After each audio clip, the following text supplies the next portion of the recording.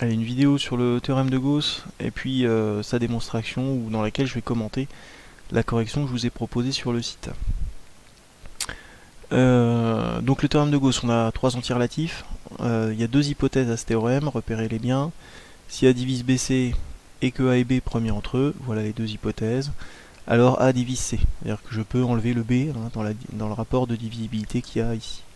Donc A divise BC, A et B premiers entre eux, ça implique que A divise C. Théorème important, qui est évidemment à connaître. La démonstration. Alors elle n'est pas compliquée. J'ai repris les deux hypothèses, A divise BC, A et B premiers entre eux, et puis j'ai regardé ce que ça signifiait. A divise BC, ça se traduit de cette manière-là. Il existe un entier K appartenant à Z, tel que BC égale à K.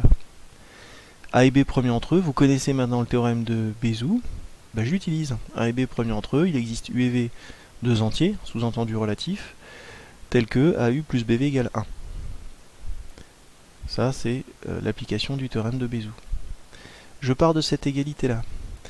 Mon idée, c'est d'utiliser la propriété du dessus. C'est-à-dire ce qu'il me faut, c'est faire apparaître BC. Ici j'ai B, donc si je multiplie tout par C, je vais obtenir BC. Bah, c'est ce que je fais. Je multiplie tout par C. AU devient ACU, BV devient BCV, et le 1 devient C. ACU, j'y touche pas. BC, je le remplace par AK, à cause de ça.